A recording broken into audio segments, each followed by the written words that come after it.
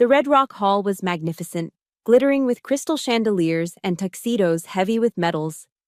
I sat with my back straight in the third row, trying to shrink inside my plain, unadorned Class A uniform, invisible amidst this banquet honoring heroes. In the VIP row directly ahead, my father, Colonel Henry Holmes, turned to clap the shoulder of the young major beside him. His voice boomed with regret, loud enough to tear the space apart. Looking at you, I realize God is truly unfair. He gave me no heir. The Holmes line, effectively, died in the cradle 36 years ago. 36 years ago was the day I was born. That sentence hit me like a bucket of boiling water, making my ears ring. My chest constricted, a pain sharper than the time shrapnel embedded itself in my ribs in Syria. He wasn't just disappointed. He had just publicly declared me a dead body to the family honor, while I sat less than 3 feet away. I gripped the classified file in my hand until my knuckles turned white. My father had no idea that the dead body he just mentioned was Captain Kira Holmes, codenamed Ghost Walker, the asset the entire Pentagon was desperate for. And he certainly didn't know that his own arrogant signature had almost killed me. Should I stand up and expose this hypocrite, or swallow the blood rising in my throat to protect the honor he valued more than his daughter's life? The ceremony ended, and the crowd migrated like a herd of well-dressed cattle into the VIP reception room. The air instantly grew heavy with the sweet, oaky scent of expensive bourbon and the thick blue smoke of Cuban cigars, the smell of power in Washington. I stood pressed against a cold marble pillar, clutching a glass of ice water. It was the only thing keeping me grounded, the only thing stopping me from screaming. My father, Colonel Holmes, was the center of the universe tonight. He held a tumbler of amber liquid, laughing that booming, command voice laugh that used to signal safety when I was a child. Now, it just sounded like a gavel banging down a sentence. Surrounding him were aging generals and slick politicians, clinking glasses and toasting to his legacy. I watched them through the rim of my glass. What legacy? Was it this glittering deception? In their eyes, I didn't exist. I was just a shadow cast against the wall of his fame, a blurry background character in the movie of his life. Then, the young major from the front row, Major Mason, stepped up to him. Mason was tall, square-jawed, the absolute picture-perfect poster boy for Army recruitment brochures. My father threw an arm around Mason's shoulders, squeezing him with a warmth, a physical affection that I had not felt in 36 years. "Everyone," my father's voice projected, silencing the immediate circle. "This is Mason. If I could clone a warrior, he would look exactly like this. The boy just got back from Kandahar with a silver star." The crowd oohed and awed in admiration. Mason smiled, a humble, practiced expression. "Thank you, Colonel. I only made it because of your mentorship." I stood 3 steps away, feeling like I was watching a home movie of a happy family I was genetically ineligible to join. A silver star? I took a sip of water to wash down the bile. I was the one monitoring the drone feeds that night. I was the voice in the ear of Mason's forward observer. I was the one who flagged the ambush point so his team could flank the enemy and earn that medal. But I couldn't say a word. Ghost walkers don't get medals. We get shadows. A woman in a silk evening gown, the wife of a prominent senator, drifted toward me. Her eyes scanned my uniform. It was a standard Army Class A, but unlike the peacocks around us, my chest was bare. No ribbons, no medals. To a civilian, a soldier without medals looks like a blank slate, or worse. She looked at my empty chest, then at the glass of water in my hand. "Excuse me, miss," she said.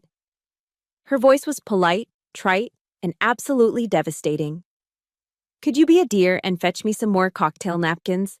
The bar over there is out." She thought I was the help. She thought I was a waitress wearing a uniform theme. Blood rushed to my face, hot and stinging. My mouth opened.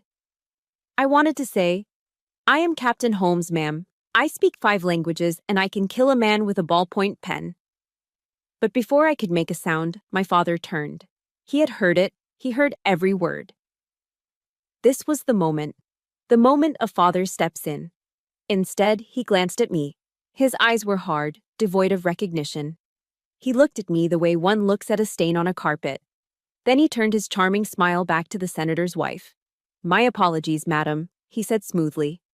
"The staff here is a bit slow tonight. Let me call the manager for you." The air left my lungs. He would rather let me be humiliated, let me be reduced to a servant, than admit that the failure standing there was his own flesh and blood. I set my glass down on a passing tray, my hand trembling just enough to make the ice rattle. I turned on my heel and walked away, focusing on keeping my steps rhythmic. Left, right, left, right. Don't run. Soldiers don't run. I pushed into the ladies' room and locked the stall door. My breath came in short, jagged gasps. I gripped the cold porcelain of the sink, staring into the mirror. The reflection showed a 36-year-old woman, sharp features, dangerous eyes, but behind them was a child screaming for her dad to look at her. I thought of my mother. I thought of the worn leather Bible she left on my nightstand before she died. Psalm 27, verse 10.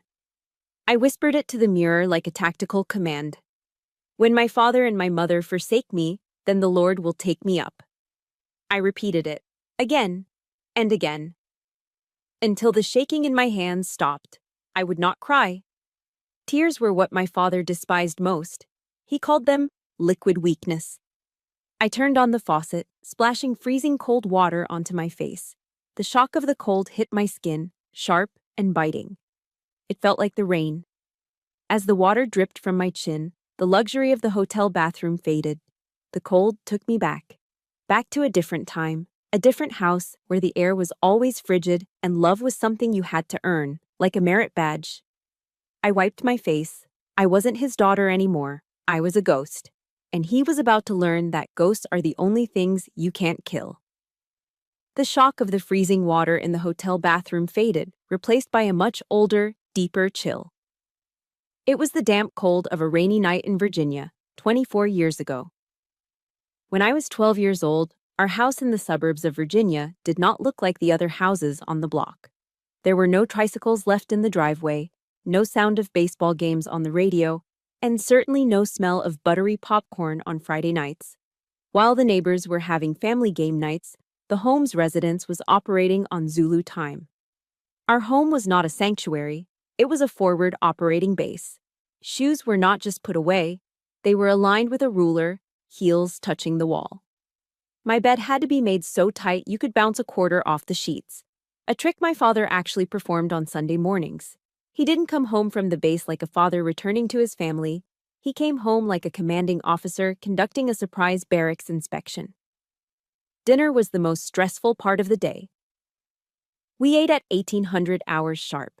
The meal was always consumed in a heavy, suffocating silence, broken only by the metallic scrape of silverware against fine china. I remember one night my hand slipped. My spoon clattered against the side of my bowl. The sound was like a gunshot in the quiet room. My father didn't yell. He just stopped chewing. He looked at me with those steel gray eyes and said, "Lack of motor control is a sign of a weak mind, Kira. Focus." If I laughed too loud at a cartoon, it was a lack of emotional discipline. I grew up believing that love wasn't something you were born with. It was a medal. It was a commendation. It was something you had to fight for, bleed for, and earn. And just like a medal, it could be revoked at any moment. I wasn't a natural athlete. I couldn't throw a football 50 yards like the boys next door, which was a constant source of silent shame for the colonel. But I had a different weapon, my ears. I had a gift for languages. I could mimic accents, and I spent hours listening to shortwave radio, teaching myself the guttural rhythms of Arabic and the flowing cadence of Farsi. One afternoon, the sun was streaming through the blinds, and I felt a rare burst of confidence. I had just received my graded French essay back. A big red A+ was circled at the top. It was perfect. I ran into my father's study without knocking. I just wanted to see the corners of his mouth turn up. Just a millimeter. That's all I needed. He was sitting at his mahogany desk, cleaning his Colt 1911. The smell of gun oil and solvent hung thick in the air, the perfume of my childhood. He didn't look up as he wiped the slide with a rag. "Look, Dad," I said, holding out the paper. "I got the highest grade in the class." He glanced at the paper, then at me. His expression didn't change. French, he scoffed. The language of those who surrender. He reached for his silver Zippo lighter. Clink, whoosh. The flame danced in the dim light. He took the corner of my essay, my perfect A+, and held it to the flame. I stood frozen, watching the fire curl the paper, turning my hard work into black ash that floated down onto his pristine carpet. Learn to shoot, Kira, he said, blowing out the lighter. Words don't stop bullets. That was the day I stopped trying to impress him with who I was and started trying to become who he wanted. 6 years later, at the age of 18, I did the unthinkable. I applied to the United States Military Academy at West Point. Not because I loved the Army. I hated the uniform. I hated the rules. But West Point was his cathedral. It was the Holy Land. I thought, if I wear that gray uniform, he will have to see me. The day the acceptance letter arrived, I placed it ceremoniously on the dinner table, right next to his medium-rare steak. My heart was hammering against my ribs like a trapped bird. I watched him pick up the envelope. He read it. Once. Twice. I held my breath. This is it, I thought. This is the moment he smiles. He dropped the letter back onto the table. No smile, no congratulations. He picked up his steak knife and cut a precise square of meat. Did they lower the admission standards again? He asked, chewing slowly. Or do they just need more people to handle the clerical work? The comment cut deeper than any knife. He didn't believe I was capable. He believed I was a statistical error, a glitch in the admissions system. He thought I was destined to be a secretary in camouflage. That night, the sky opened up. It rained hard, a relentless Virginia downpour that turned the world gray. I packed my duffel bag. I didn't say goodbye to my mother. She was already asleep, or pretending to be. I walked to the front door. My father was in the living room, watching the war news on CNN. The blue light of the television flickered on his face. He knew I was leaving for the academy. He didn't turn his head. He didn't get up. He sat there, solid and immovable as a monument. I stood on the porch, the rain instantly soaking my clothes. I looked back through the window at him. Tears mixed with the rain on my face, salty and cold. I wanted to collapse.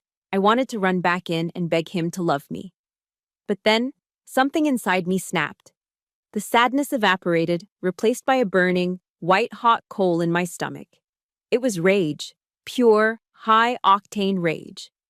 If you have ever tried to move a mountain for someone who wouldn't even lift a finger for you, please hit that like button right now. And tell me in the comments, what was the moment you finally stopped trying to please them? Just right, I stopped, so I know I'm not alone in this. I wiped the water from my eyes and whispered to the storm, a vow that would drive me for the next 18 years. I will not come back to this house, I hissed. Not until I force you to stand at attention and salute me. Not because I am your daughter, but because I am better than you. I turned my back on the house, on the warmth I never felt, and walked into the darkness. That 18-year-old girl died in the rain that night. The Ghost Walker was born. Let's rewind the clock. 2 weeks before that humiliating night at the Red Rock Hall, I was in a place where medals didn't matter, and the only applause was the sound of incoming mortar fire. We were on the outskirts of Hamara, Syria. The temperature outside was pushing 104 degrees Fahrenheit, a dry, dusty heat that baked the earth into cracked pottery. But inside my Stryker armored vehicle, it was even hotter. The air conditioning had died 3 days ago, leaving me in a metal box filled with the hum of supercomputer servers, the smell of ozone, and the stale reek of 3-day-old sweat. I am Ghost Walker. To the rest of the army, I don't officially exist. My job isn't to kick down doors. My job is to listen. I sat hunched over a bank of glowing monitors, my fingers flying across a custom keyboard. I was scanning every electronic signal within a 50-mile radius. My mission was to provide an invisible shield for Bravo Team, a special forces unit currently moving to raid a suspected insurgent safe house. I adjusted my noise-canceling headphones. To me, the battlefield wasn't a chaotic mix of gunshots and screaming. It was a symphony of sound waves. A burst of static on the UHF band, A cell phone pinging a tower, a radio squelch. These were the notes of life and death. And right now, I was the conductor. Bravo 1 to Ghost. Give me a sitrep. A familiar voice crackled in my ear. It was Sergeant Keller. He was a good man, a Texas native with a thick drawl and a wallet full of pictures of his 5-year-old daughter, Emily. He was also the only operator who knew that I drank my coffee black, no sugar, and made sure there was a fresh pot waiting for me at base. Ghost here, I replied, my eyes darting across the waterfall of data on my screens. The perimeter looks clear, Bravo 1. No cell traffic, no radio chatter. Copy that, Keller said, moving to breach the north entrance. I watched their GPS dots move on my tactical map, but then, something made me pause. I narrowed my eyes at the audio spectrum analyzer. There was a gap. A silence in the low-frequency range that shouldn't be there. The ambient noise of the city, the electrical hum of the power grid, the background static, had vanished in a specific 10-block radius. Insurgents don't go that quiet unless they are disciplined, or unless they are waiting. My stomach dropped. It was a passive trigger setup. They weren't using radios, they were using a hardline wire to detonate a trap. Stop! I screamed into the microphone, shattering my own calm. Bravo 1, hold position. Do not breach. I repeat, do not breach. Ghost? Keller's voice was confused. It's a trap, Keller. Passive triggers at the north door. They're waiting for you to break the seal. Pull back. There was 1 second of terrifying silence, a second where trust hangs in the balance.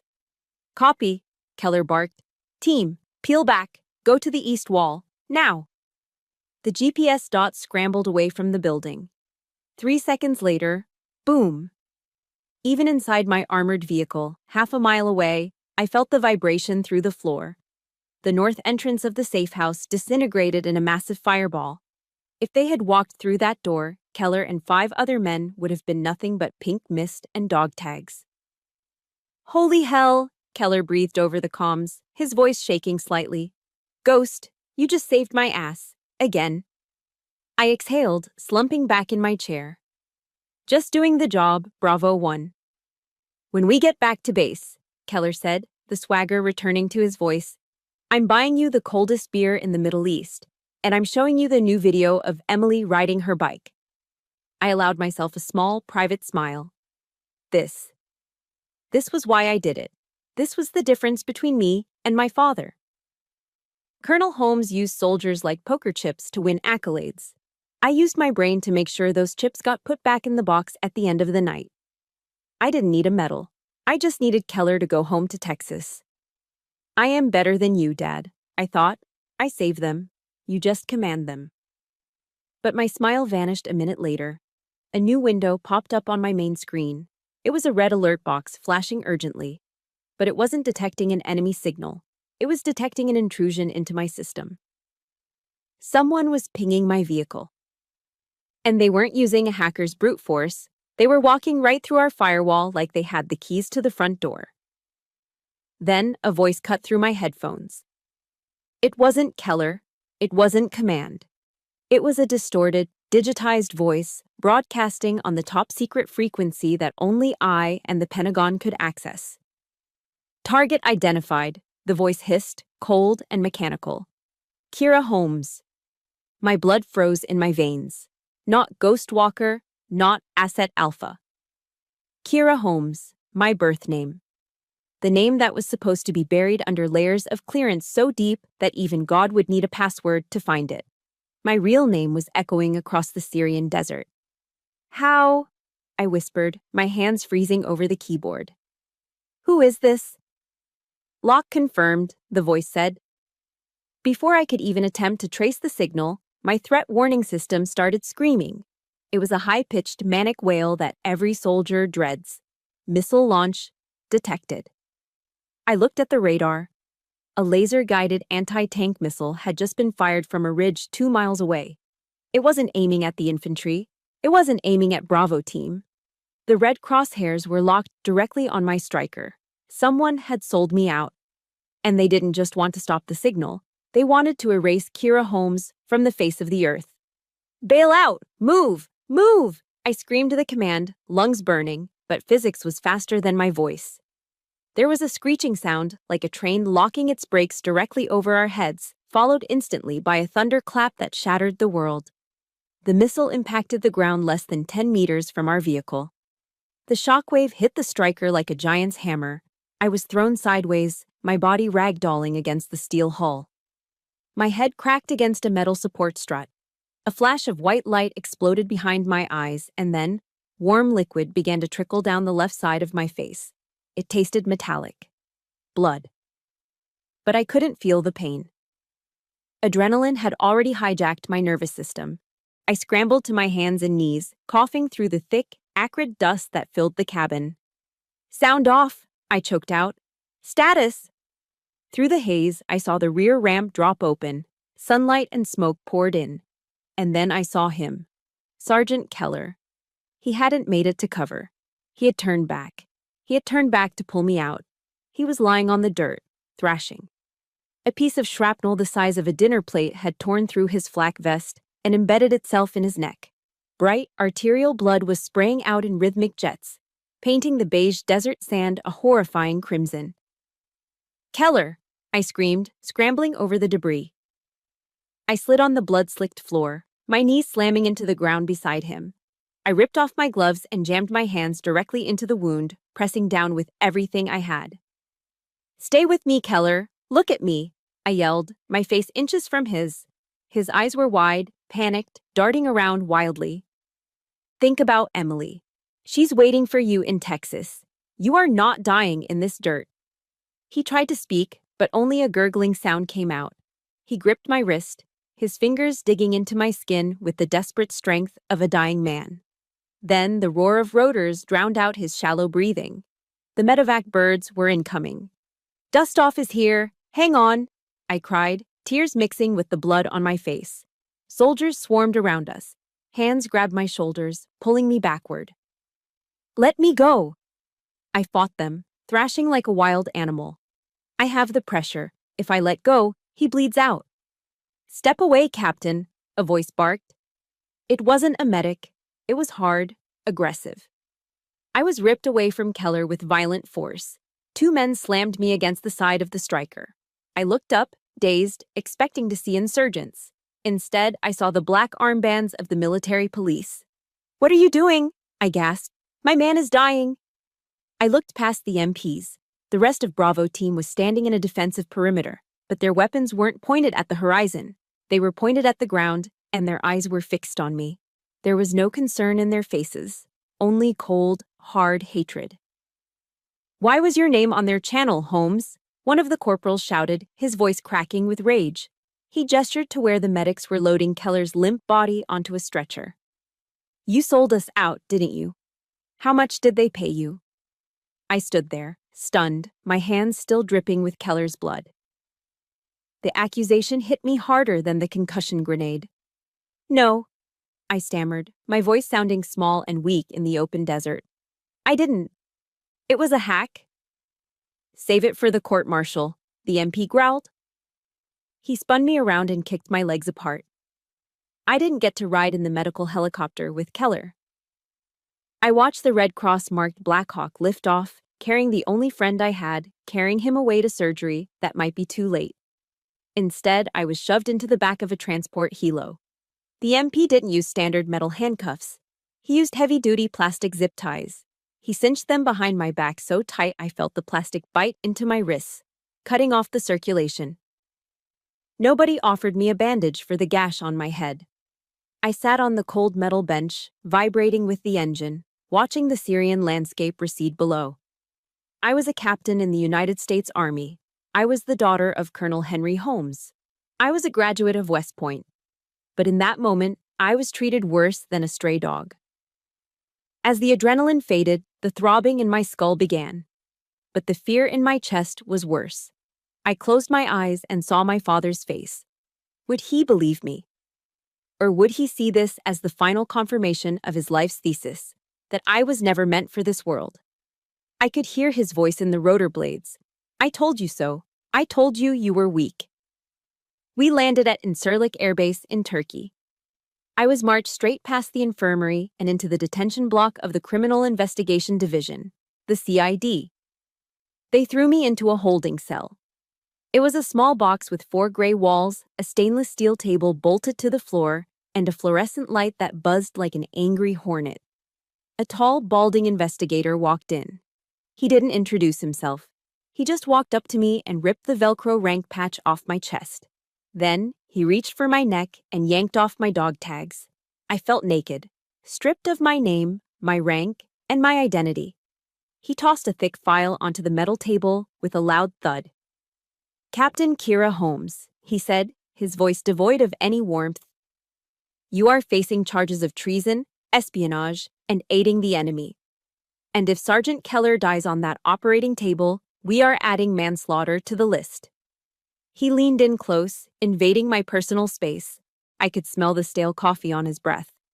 "You disgrace that uniform," he whispered. I bit my lips so hard I tasted fresh blood. I wanted to scream. I wanted to flip the table. But I sat frozen, staring at the blank gray wall. "I didn't disgrace it," I screamed internally. "Someone else did. Someone in the shadows put my name on that list." And as the investigator walked out, locking the heavy steel door behind him, a cold resolve settled over me. I wasn't going to cry. I was going to find out who did this. And I was going to make them pay, even if I had to burn the whole system down to do it. 48 hours. That was how long I'd been sitting in that gray box, awake, with nothing but the hum of the fluorescent lights to keep me company. My head was pounding with a rhythmic, sickening throb where I had hit the striker's hull, and the dried blood was starting to itch under my hairline. The heavy steel door buzzed and swung open. The CID officer didn't step inside.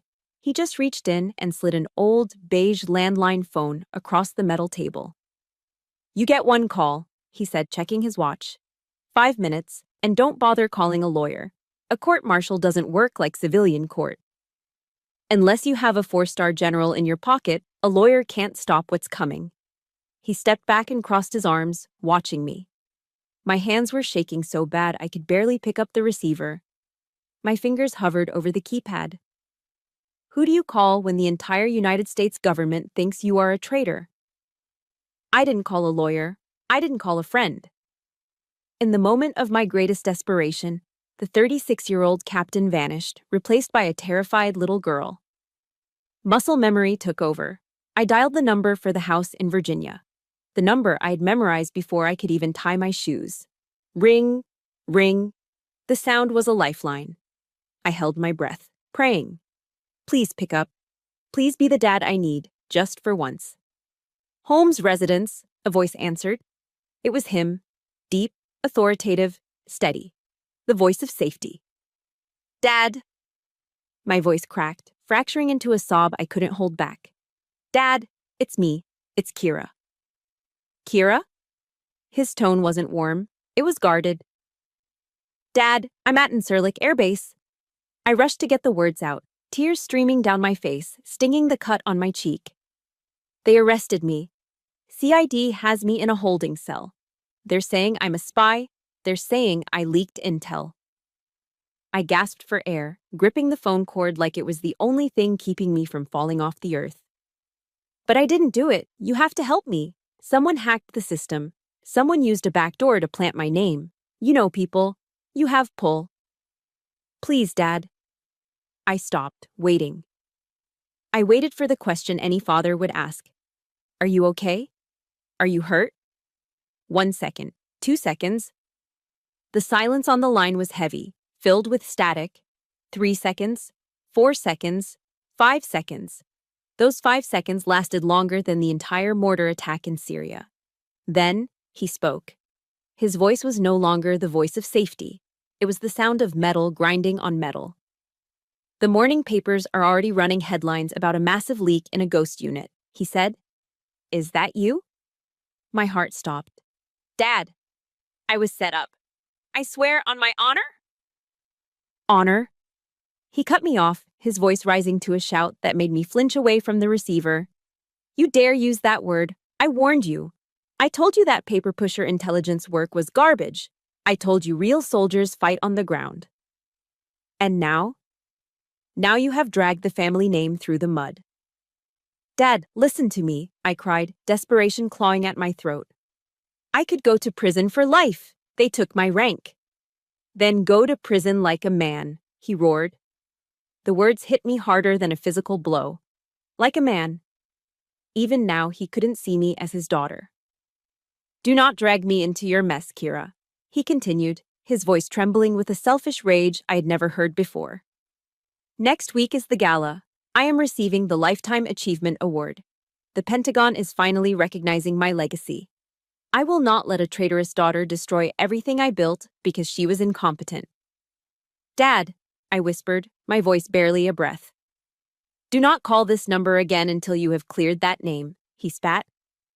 Or better yet, don't call at all. I don't have a daughter who is a criminal. Click. Then the dial tone. A long, monotonous drone that signaled the end of my world. I slowly lowered the phone from my ear. My hand went limp, and the receiver clattered onto the stainless steel table. He hung up. He didn't ask if I was alive. He didn't ask about the blood on my face. He chose a plastic trophy. He chose a gala dinner with steak tartare and bourbon over the life of his own child. I slid out of the metal chair and collapsed onto the cold concrete floor. I curled into a ball, my knees pressed against my chest, trying to hold myself together because there was no one else to do it. The pain in my head was blinding, but the hole in my chest was infinite. I wanted to die, right there on the floor of a Turkish prison cell. It would be easier. Just let go. Let the darkness take me. My God, why have you forsaken me? I closed my eyes, waiting for the end. But in the darkness, I saw a face. Sergeant Keller. I saw him lying in the dirt, blood spurting from his neck, his eyes wide with fear for his daughter. He had run back into the fire for me. He was fighting for his life right now in a hospital bed because of a lie with my name on it.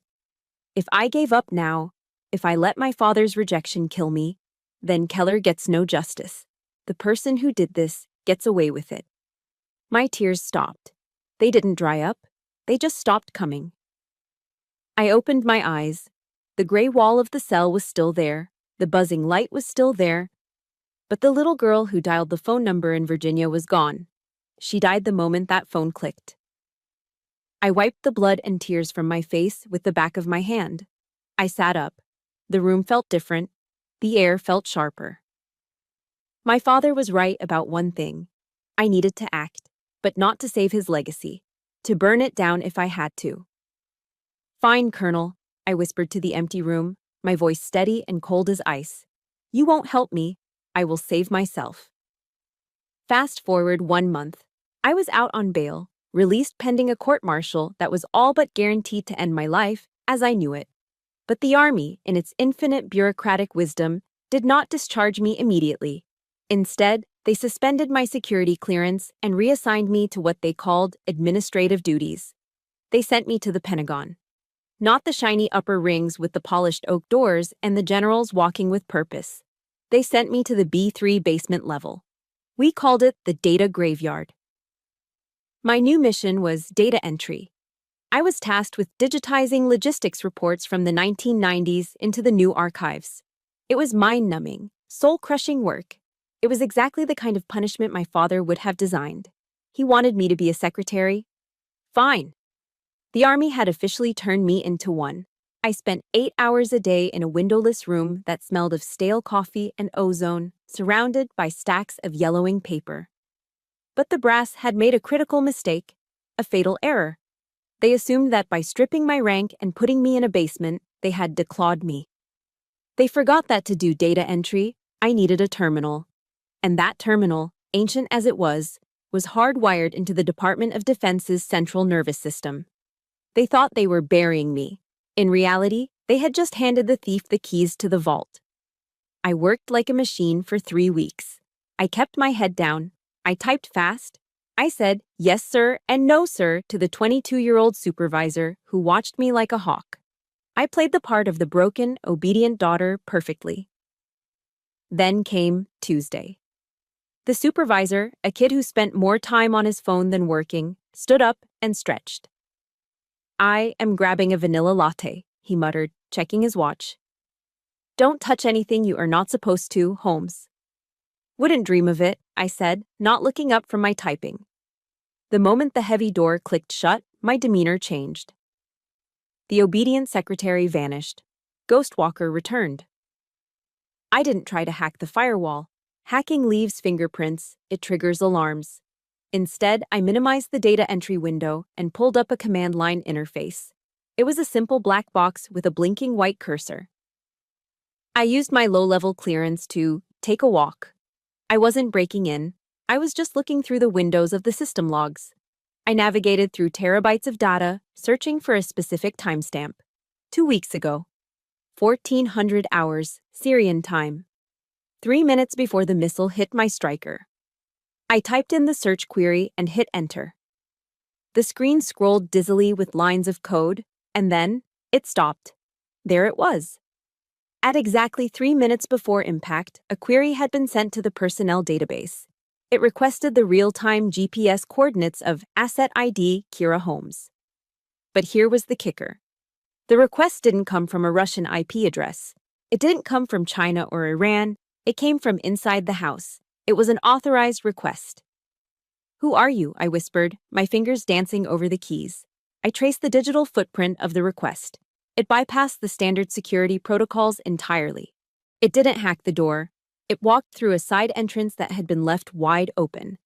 I recognized the code structure. It was a legacy software protocol called Horizon Echo. I froze.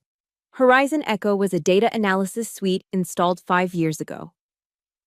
It was notorious in the Intel community for being buggy and bloated. I dug deeper into the source code. It had a vulnerability so basic, a freshman computer science student would have flagged it. It allowed remote access without two-factor authentication, as long as you had the administrative master key. The enemy hadn't defeated our encryption. They had simply turned the doorknob of a door that someone had forgotten to lock 5 years ago. I traced the software license. The vendor was Pinecross Analytics. I knew them. They were a private defense contractor, one of those beltway bandits that charged the government billions for mediocre tech because they had friends in high places. My heart began to hammer against my ribs.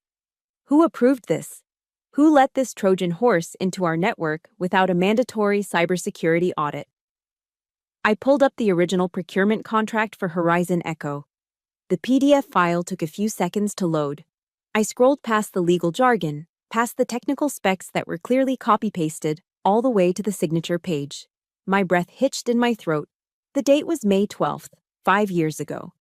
The title of the approving officer, Strategic Advisor, Department of Defense. And there, in black ink, was a signature I knew better than my own face. It was sharp, slanted, and arrogant. It was the same signature that had signed my report cards. It was the same signature that was on the cold, typed Christmas cards I received once a year. Colonel Henry Holmes. My father. I stared at the screen, the white pixels burning into my retinas. He wasn't the spy. He wasn't the one who sold me out to the insurgents. But he was the one who bought the software. He was the one who, in his arrogance and refusal to understand technical jargon, had signed a contract for a faulty system because he was friends with the contractor. He didn't pull the trigger. But he loaded the gun, took the safety off, and left it on the table for the enemy to pick up. His negligence had killed Sergeant Keller. His arrogance had put a target on my back. I sat back in my chair, the basement room suddenly feeling very small and very cold. The realization washed over me, more painful than the shrapnel. My father hadn't just rejected me, his ego had almost murdered me.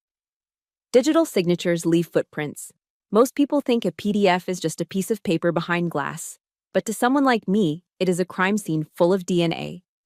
I drilled down into the metadata of the contract my father had signed. I needed to know the context. I needed to know where he was when he authorized a software suite that was practically an open door for terrorists. The system logged the IP address and the geolocation of the device used to apply the electronic signature. It wasn't signed at the Pentagon. It wasn't signed at his home office in Virginia. The geolocation pin dropped on a map of West Virginia, specifically the Greenbrier. For those who don't know, the Greenbrier is a luxury resort. It is where the Washington elite, senators, lobbyists, and generals go to play golf, drink aged whiskey, and make handshake deals that change the course of history. I looked at the timestamp. May 12th, 5 years ago. 2 o'clock in the afternoon. My stomach turned over. I froze, staring at the date. May 12th. That was my 30th birthday. I remembered that day vividly. I was stationed at Fort Bragg. I had sat by my phone all evening, waiting. Just waiting. I didn't want a gift. I didn't want a card. I just wanted my dad to call and say, "Happy birthday, kid." He never called. Now I knew why. At the exact moment I was blowing out a candle on a lonely cupcake in North Carolina, my father was sitting on a clubhouse terrace, probably nursing a glass of scotch, laughing with the CEO of Pinecross Analytics. He was too busy being a big man to remember his daughter existed. And in that moment of distraction, amidst the clinking of glasses and the smell of expensive tobacco, he had casually signed a contract worth $50 million without reading the safety annex. He traded $50 million of taxpayer money for a slap on the back and a good time. And 6 years later, that signature traded Sergeant Keller's blood and my honor for a glitch he couldn't be bothered to understand. I dug further. I found an archived email attached to the contract approval. It was sent from my father's BlackBerry, God, he loved that outdated thing, to Bob, the CEO of Pinecross. The message was short. It was the smoking gun.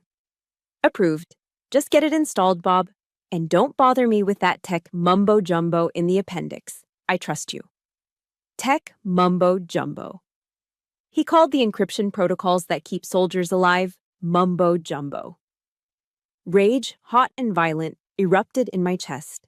It was different from the sadness I felt in the prison cell. This was pure fury. He always mocked me. He called me a desk jockey. He called my work paper pushing. He claimed that real warriors held rifles, not keyboards. But here was the truth, staring me in the face. The real warrior was too lazy to do his job. He didn't kill men with a gun. He killed them with his intellectual arrogance. He killed them because he thought he was too important to read the fine print. I printed the contract. I printed the email. 3 sheets of paper. They felt light in my hand, but they had the weight of a guillotine blade. I sat there in the basement, the hum of the servers surrounding me. I faced the ultimate dilemma. If I filed this report, Colonel Henry Holmes was finished. The Lifetime Achievement Award? Gone. His pension? Stripped. He would be investigated, humiliated, and discharged in disgrace. The legacy he cherished more than his own family would be pulverized into dust. I looked at my cell phone, sitting on the desk. It had been a month. Not a single missed call from him. He had abandoned me in that Turkish prison. He was ready to let me take the fall, to let me rot in a cell for treason, just to keep his reputation spotless. You taught me to be honest, Dad, I whispered to the empty room. You drilled the honor code into me until I could recite it in my sleep. A cadet will not lie, cheat, steal, or tolerate those who do. Well, Colonel, I am not going to tolerate you anymore. I know this is heavy, but I need to ask you guys something. Have you ever had to choose between protecting a family member and doing what you knew was morally right? It's the hardest choice in the world. If you're with me, please smash that like button right now. And drop a comment below saying, truth first. If you believe the truth matters more than blood.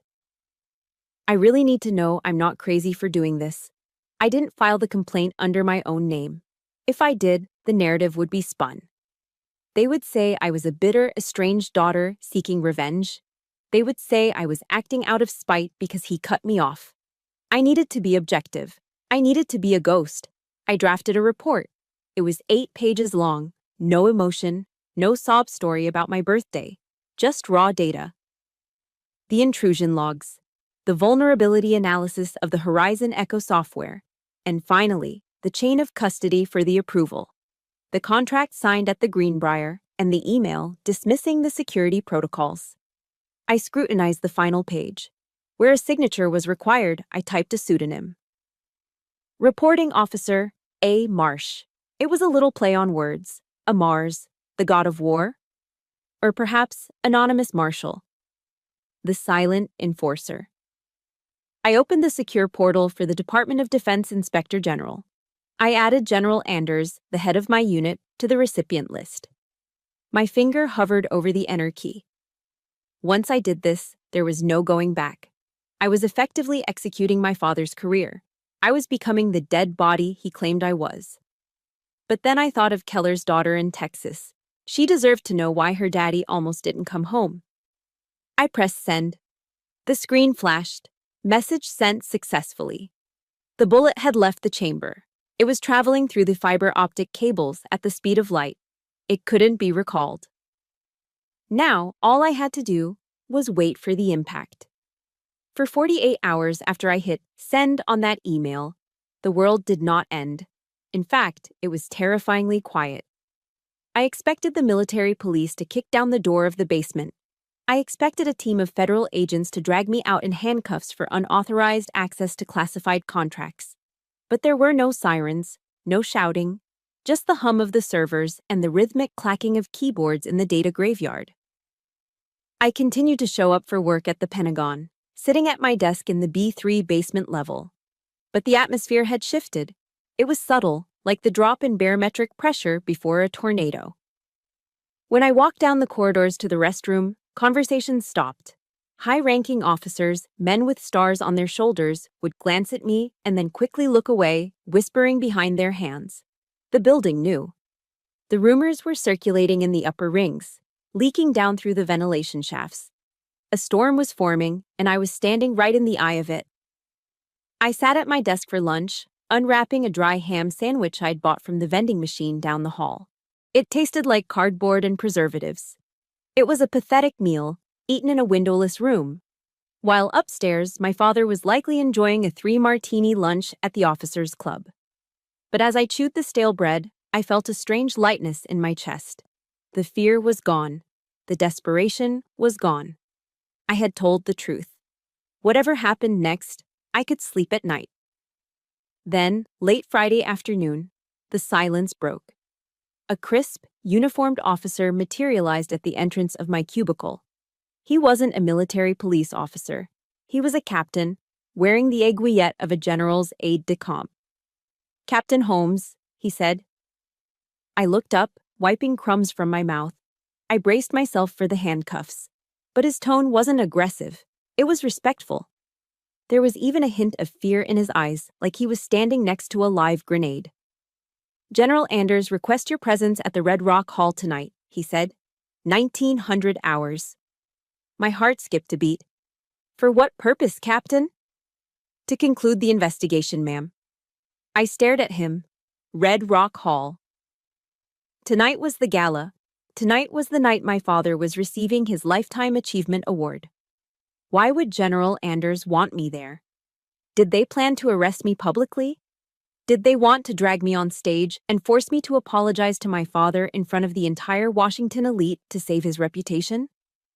"I'll be there," I said, my voice steady. I went back to my apartment. It was a small, cramped studio in Arlington that I could barely afford. Since the investigation began, the government had frozen my bank accounts. My credit cards were dead plastic. I had $12 in my wallet and half a jar of peanut butter in the cupboard. I couldn't afford to take my dress uniform to the dry cleaners. I pulled my old Class A uniform out of the closet. It smelled faintly of mothballs. I set up the ironing board in the middle of the living room and plugged in my cheap plastic iron. Hiss. Swish. Hiss. The steam rose up, filling the small room with the smell of warm wool. The rhythmic motion took me back to my dorm room at West Point. I remembered standing there at 18, ironing my plebe uniform until the creases were sharp enough to cut skin. Duty, honor, country. Those 3 words were embroidered on the flag of my alma mater. My father loved to quote them in his speeches, but tonight I was going to live them. I put on the jacket. It fit perfectly, hugging my frame like a second skin. I looked at my reflection in the hallway mirror. My chest was bare. I didn't put on my ribbons. I didn't put on my unit citations. I didn't want any decorations. I wanted to walk into that hall naked, stripped of everything except my name and my rank. Just a soldier. I checked the time, 6:55 in the evening. I took a cab to the Red Rock Hall, using the last of my cash to pay the driver. I stood on the sidewalk, looking up at the imposing stone building. Through the heavy oak doors, I could hear the muffled sounds of a string quartet playing Mozart. I could hear the low rumble of polite laughter and the clinking of crystal glasses. It was my father's world, a world of handshakes, backroom deals, and fake smiles. A world where a signature on a golf course meant more than a soldier's life in the desert. I took a deep breath, filling my lungs with the cool evening air. The last time I was here, in the opening of this story, I was a victim. I was a daughter cowering in her chair, paralyzed by her father's words. Not tonight. I squared my shoulders. I adjusted my cover. I wasn't walking in there to beg for forgiveness. I was walking in there to deliver a verdict. I reached out and pushed the heavy doors open. The light from the chandeliers spilled out, blindingly bright. The game is over, Colonel. I walked down the central aisle of the Red Rock Hall. The heavy oak doors swung shut behind me with a finality that echoed through the cavernous room, sealing me inside. I moved to the third row, the exact same spot where I had sat at the beginning of this nightmare, invisible and small. But the woman sitting there now was not the invisible daughter. On the stage, the ceremony was in full swing. My father was standing at the podium, basking in the golden glow of the spotlights. He looked magnificent in his dress blues, his chest heavy with rows of colorful ribbons and medals that caught the light. He was smiling, a practiced, charismatic smile, waiting for General Anders to pin the Lifetime Achievement Award on his lapel. Then his eyes flicked down. He saw me. The smile vanished instantly. His jaw tightened, and a flash of irritation sparked in his eyes. He made a subtle, sharp motion with his head. A silent command. Get out. He thought I was there to cause a scene. He thought I was the disgraced criminal daughter coming to ruin his big night with my scandal. He turned back to General Anders, expecting the ceremony to continue, expecting the help to remove me. General Anders stepped up to the microphone. The room went quiet. The air conditioning hummed, a low drone beneath the silence. Ladies and gentlemen, Anders said, his voice grave and amplified by the speakers. We are here tonight to honor a legacy. But a legacy is not built on toasts or medals. It is protected by truth. The atmosphere in the room shifted. My father frowned, a flicker of confusion crossing his face. This wasn't the script. 2 weeks ago, Anders continued, his voice hardening, we almost lost an entire special forces team and a critical intelligence network in Syria, not because of enemy action, but because of a systemic failure here at home. Negligence. A murmur rippled through the crowd of senators and officers. My father stiffened, his posture rigid. He still didn't understand. But fortunately, Anders looked directly at my father, holding his gaze for a long, uncomfortable second before shifting his eyes to the third row. We have an officer brave enough to find that flaw, even when it meant standing alone against the entire system. A soldier who operates in the shadows, who asks for no credit. He paused for effect.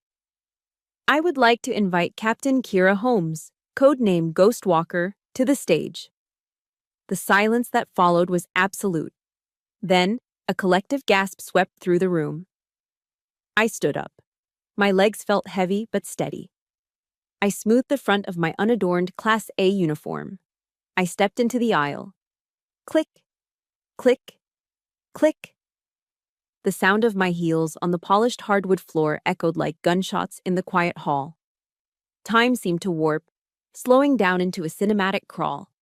Every face was turned toward me. Generals, senators, the Washington elite. They looked at my bare chest, my lack of ribbons, and then at my face. They saw the determination carved there. But I only saw one face. My father.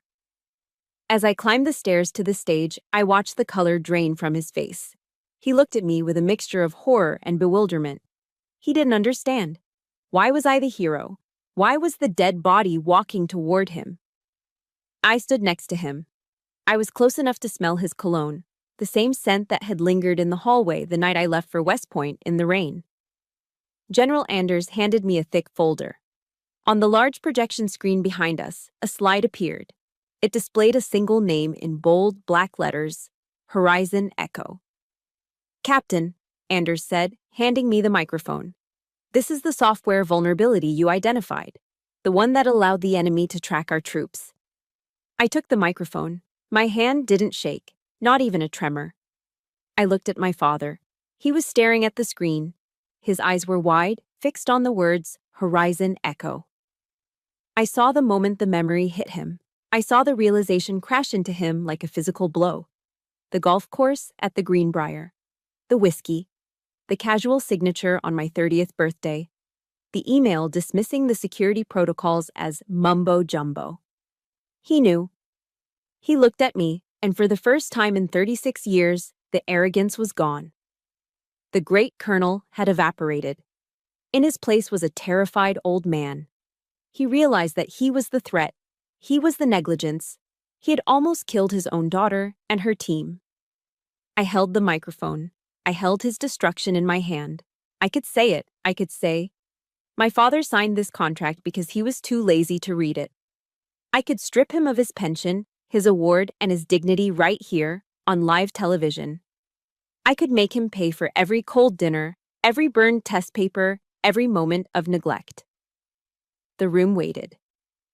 My father held his breath, his eyes pleading, waiting for the executioner's axe to fall. But I looked at him, really looked at him, and I realized something. Breaking him wouldn't bring Keller's health back. It wouldn't undo the past. And I didn't need to destroy him to prove I was better. My mercy proved that. "The report is filed, General," I said into the microphone, my voice calm and clear, ringing through the hall. "The vulnerability has been patched. I was just doing my duty to protect my team." I didn't expose him. I didn't need to. The truth was already screaming in his head, louder than any accusation I could make. I handed the microphone back to Anders. Then, I turned to face my father. I snapped my heels together. I straightened my back. I looked him dead in the eye. My father stood there, trembling. He looked at me, the daughter he had called a failure, the daughter he had left in a prison cell. And he saw what he had never been able to become: a true soldier. A warrior who valued the mission over the glory. Slowly, painfully, his right hand began to rise. It wasn't the crisp, sharp salute of a commanding officer. It was shaky. His hand moved up to the brim of his cap. His eyes were swimming with tears. He held the salute, his fingers quivering against his temple. It was a salute of submission, a salute of apology, a salute of absolute respect from a subordinate to a superior. I held his gaze. I let the silence hang for a heartbeat, letting the weight of his acknowledgement sink into my soul. Then I raised my hand. Sharp. Precise. Perfect. I returned the salute. In that moment, the war between us ended. I hadn't just won the battle, I had won the peace. And as I lowered my hand, I knew I was finally free. The fallout happened fast, and it happened quietly. That is the Washington way. When a scandal is too big to fix, you bury it before the ink dries on the morning papers. The next morning, the headlines didn't scream about treason or faulty software. They didn't mention Horizon Echo or the near miss in Syria. Instead, a short, dignified press release was issued by the Department of Defense. Colonel Henry Holmes voluntarily returns the Lifetime Achievement Award and resigns from all advisory positions due to declining health. Health reasons. It was the oldest euphemism in the Beltway playbook. It was the polite way of saying a man had fallen on his sword. I sat in General Anders's office, reading the memo. I knew exactly what my father had done. If he had tried to fight the report, if he had tried to argue his case, the media would have started digging. They would have found the emails. They would have found the vulnerability. And eventually, they would have found me. They would have exposed the identity of Ghostwalker to the world. By resigning immediately, by taking the shame onto his own shoulders without a fight, he had killed the story. He had protected my anonymity. It was the first time in his life he had put the mission and his daughter's safety above his own ego. "He took the hit for you, Holmes," General Anders said, looking out the window. He knew if this went to trial, your cover would be blown. He chose silence. I nodded, a lump forming in my throat. It was the most fatherly thing he had ever done. My suspension was lifted immediately. My rank was not only restored, it was elevated. I walked out of that office as Major Kira Holmes, assigned to a new task force within the Intelligence Support Activity, the ISA. Life went back to normal, or at least a new version of it. But the silence from Virginia remained. 1 week later, I returned to my apartment in Arlington after a long shift. My mailbox was usually empty, filled only with junk flyers and bills. But today there was a small brown package sitting inside. It was wrapped in plain paper. There was no return address, but I didn't need one. I recognized the handwriting on the label. It was sharp, slanted, and disciplined. My heart did a slow roll in my chest. I carried the package upstairs, my hands trembling slightly as I set it down on my kitchen counter. I cut the tape. Inside, nestled in a bed of packing peanuts, was a small velvet box. The red fabric was worn around the edges, faded by time and touch. I opened it. Sitting on the white satin cushion was a ring. It wasn't just any piece of jewelry. It was a massive chunk of 14-karat gold, set with a dark, polished stone. It was his West Point class ring, class of 1978. I gasped, the sound loud in the quiet apartment. I knew this ring. I knew it better than I knew the back of my own hand. My father wore it every single day. He used to tap it against the dinner table when he was thinking. He used to polish it every Sunday night while watching the news. He had told me once, when I was 10 years old, "This ring is the symbol of a true warrior, Kira. It represents the long gray line. I will be buried wearing this." And now, it was sitting on my counter. I looked for a note. I checked the box, turned it over, shook the packaging. There was no letter. There was no card saying, "I'm sorry," or "I love you," or "I was wrong." Men of Henry Holmes's generation didn't write apology letters. They didn't talk about their feelings. They dealt in symbols. Sending me this ring was louder than any scream. He was abdicating. He was surrendering his sword. By giving me the one object that defined his identity as a soldier, he was admitting the truth he couldn't speak. You are the better soldier. You are the one who deserves to carry the legacy.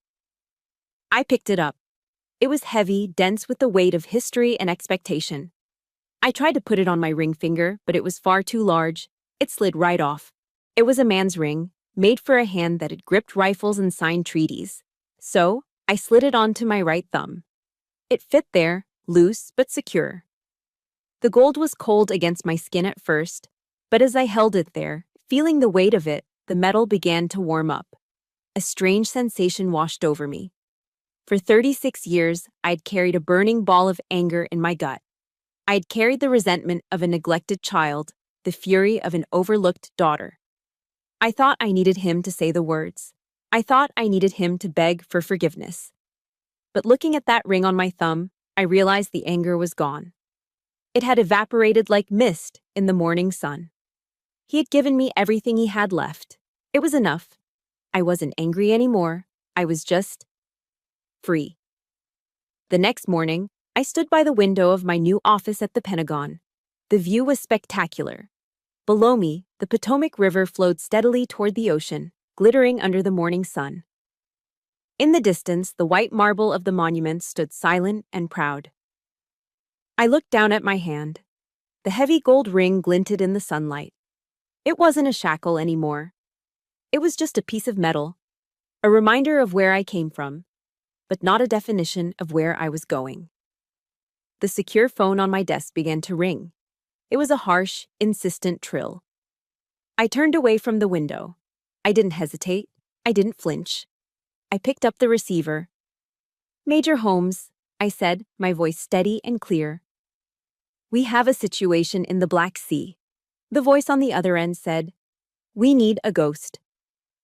I smiled. I touched the ring on my thumb one last time, a silent acknowledgement to the old man in Virginia. And then I let go. "I'm ready," I said. "Send the data."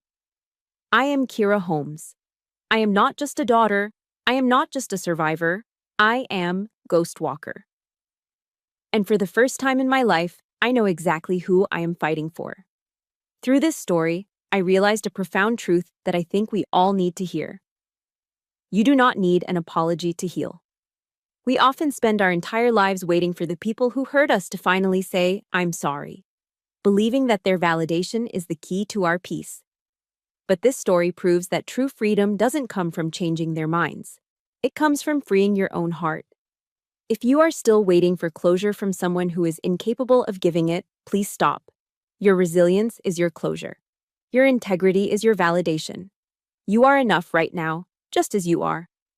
I poured a lot of emotion into telling this story because I know how heavy the burden of family expectations can be. If this ending brought you a sense of relief or peace, please hit that like button right now. It's a small action that helps me continue creating stories like this for you. I also want to ask you a personal question.